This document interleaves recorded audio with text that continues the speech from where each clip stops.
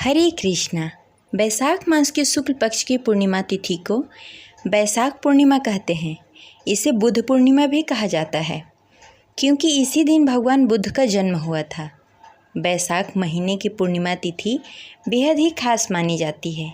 पूर्णिमा तिथि के दिन व्रत रखकर गंगा स्नान और दान करने से सभी प्रकार के कष्ट समाप्त हो जाते हैं और मृत्यु के पश्चात मोक्ष की प्राप्ति होती है।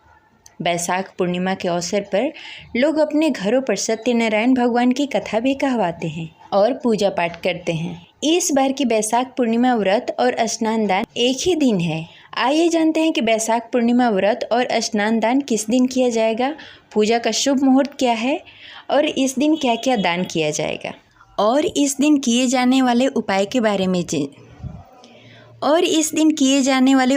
बारे में भी जानेंगे, जिससे हमारे घर की सारी दिक्कतें दूर हो जाएं।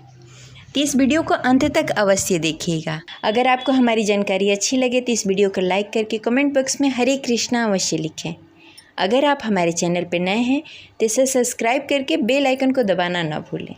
बैसाख पूर्णिमा की तिथि की शुरुआत 22 मई 2024 दिन बुधवार को संध्या 6:45 पर हो रहा है। वहीं इसी तिथि का समापन अगले दिन यानी कि 23 मई 2024 दिन गुरुवार को संध्या 7:22 पर हो रहा है। उदय तिथि को मानते हुए बैसाख पूर्णिमा 23 मई 2024 दिन गुरुवार को मनाई जाएगी। बैसाख पूर्णिमा पर स्नान दान का समय ब्रह्म मुहूर्त के साथ ही प्रारंभ हो जाता है। ब्रह्म मुहूर्त सुबह 4:04 से प्रारंभ होकर 4:45 तक रहेगा। इस दिन गंगा या किसी पवित्र नदी में स्नान करके दान करने का बहुत ही खास महत्व होता है। इससे बहुत लाभ प्राप्त होता है। इस बार बैसाख पूर्णिमा सर्वार्थ सिद्धि योग में है। उस दिन सर्वार्थ सिद्धि योग सुबह 9:15 से प्रारंभ होकर अगले दिन 24 मई 2024 को सुबह 5:26 तक है। बैसाख मास को सभी मासों में उत्तम कहा गया है, इसलिए इस दिन अपने सामर्थ्य के अनुसार पूजा पाठ करने के बाद दान दक्षिणा अवश्य देनी चाहिए। इस दिन आप मीठे शरबत, अनाज, सत्तू का दान कर सकते हैं। शीतलता प्रदान करने वाले फल वगैरह का भी दान कर सकते हैं।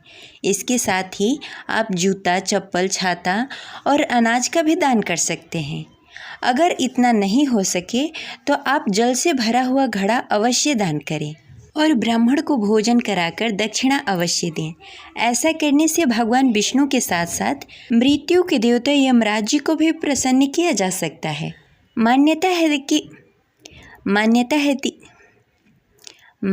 है कि बैसाख पूर्णिमा पर अन्न और जल का दान अवश्य करना चाहिए, क्योंकि ये दान सोना, चांदी, हाथी, घोड़े दान करने से अधिक महत्वपूर्ण होता है।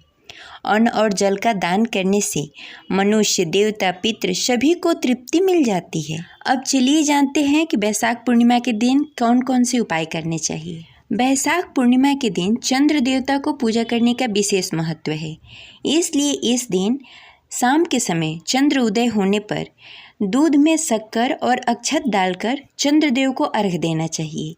ऐसा करने से मानसिक तनाव और कष्ट दूर हो जाते हैं।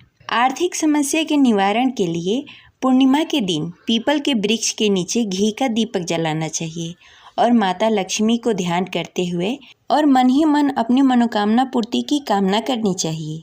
ऐसा करने से धन के साथ सुख शांति की प्राप्ति होती है। इस दिन भगवान शिव का अभिषेक दूध में अक्षत और शक्कर मिलाकर करना चाहिए। ऐसा करने से जीवन में आ रही बाधाएं दूर हो जाती हैं और दुखों का नाश हो जाता है। ये रही आज की जानकारी। आशा करते हैं आपको अच्छी लगी होगी। तो इस वीडियो को लाइक करके कमेंट बॉक्स में हरे कृष्णा अवश्य लिखें। मिलते हैं अगले वीडियो में, तब तक के लिए हरे कृष्णा, राधे राधे।